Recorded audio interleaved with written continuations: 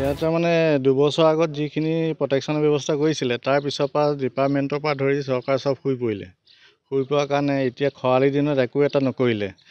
গোটেই নদীখন আহি ইয়াতে 4 নম্বৰ ছেগমেণ্টে খুন্দা মাৰি থাকে। কিন্তু তেখেতসকলে আহে অফিচলৈ, যিটো ছাইডৰ অফিচ আছে, কিন্তু আহে তাতে খানা চানা খাই আৰু গুচি যায়।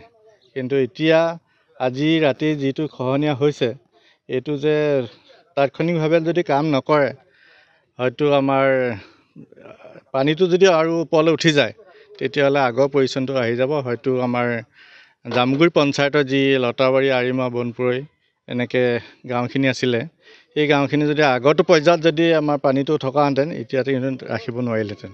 গতিকে আমি আপোনালোকৰ জৰিয়তে অনুৰোধ জনাম চৰকাৰলৈ আৰু ডিপাৰ্টমেণ্টলৈ অতি সোনকালে ইয়াত যিটো খহনীয়া হৈছে, খহনীয়া ৰোধৰ ব্যৱস্থা কৰে যেন। যথেষ্ট সমস্যা হ'ব। ইতিমধ্যে কৃষকসকলে ৰোৱা মেলা কৰিলেই, কিন্তু সেইখিনি যদি খহনীয়া হৈ যায়, তেখেতসকল পৰিশ্ৰমখিনি এনেই যাব। গতিকে আৰু আমাৰ মাথাউৰিৰ কাষতে আমাৰবিলাকৰ ঘৰ, গতিকে আমি এইবিলাক কেনেকৈ থাকিম, এতিয়া এইটো বিৰাট চিন্তাৰ বিষয় হৈ পৰিছে।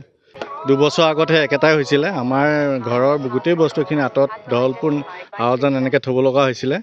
সেইখিনি বস্তু এতিয়া আমাৰ এই 2 বছৰ পিছত ঘৰলৈ অনা হৈছিলে, কিন্তু আজি ৰাতিপুৱা খোৱাৰ পৰা উঠিয়ে গম পাইছোঁ খহনীয়া হৈ গ'ল 5 নম্বৰ ছেগমেণ্টত। গতিকে ৰাতিপুৱাই আহিছোঁ, এতিয়াও আছোঁ, চাই আছে, কাম কৰাইছে, কিন্তু এইটো সন্তোষজনক কাম নহয় বুলি আমি ভাবোঁ। 2021-22 বৰ্ষত বিহপুৰীয়া জলসম্পদ উপসংমণ্ডলৰ অধীনস্থ এই জামগুৰি ক্ষেত্ৰত এই যিটো এলেকাত এতিয়া খহনীয়া লাগিছে, ইয়াতেই কোটিটকীয়া এটা প্ৰকল্প চলিছিল। আটাইতকৈ বিলাসী আৰু ব্যয়বহুল প্ৰকল্পৰে খহনীয়া প্ৰতিৰোধ কাম চলিছিল। ঠিক সেই সময়ত যথেষ্ট নিৰ্মাণ ত্ৰুটি আছিলে, তৎসত্ত্বেও ৰজাঘৰীয়াৰ কৃপাদৃষ্টিত সেই কাম সম্পূৰ্ণ হৈছিল। কিন্তু পৰৱৰ্তী সময়ত এতিয়া গুৰুতৰ ৰূপ ধাৰণ কৰিছে, যিহেতু 5 নম্বৰ ছেগমেণ্টটো ইতিমধ্যে নায়েই। গতিকে 5 নম্বৰ ছেগমেণ্টৰ যি কিয়দাংশ আছে, সেই কিয়দাংশতে খহনীয়া আৰম্ভ হৈছে।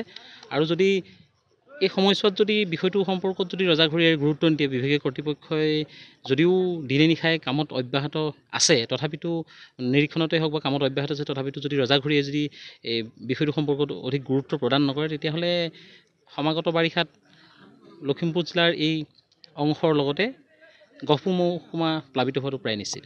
বৰ্তমান অৱশ্যে বিভাগৰ যি তদাৰকী চলি আছে, এয়া দিনে নিশাই তেওঁলোকৰ তদাৰকী চলি আছে। কিন্তু যি সময়ত আচলতে খহনীয়া প্ৰতিৰোধ প্ৰকল্পটো চলিছিল, সেই সময়ত আচলতে যিকেইটা কোম্পানীয়ে কৰিছিলে, আচলতে তেওঁলোকক আচলতে স্থানীয় বিধায়কগৰাকীয়ে হওক অথবা বিভাগেই হওক, যি তদাৰক কৰিব লাগিছিলে, সেই তদাৰক কৰা আমাৰ পৰিলক্ষিত হোৱা নাছিল। মথাউৰিৰ নিচেই কাষতে, মথাউৰিৰ যি শ্লোপ, সেই শ্লোপতেই খহনীয়া আৰম্ভ হৈছে। গতিকে নিশ্চিতভাৱে এতিয়া বিনিদ্ৰ ৰজনী কটাব লাগিব।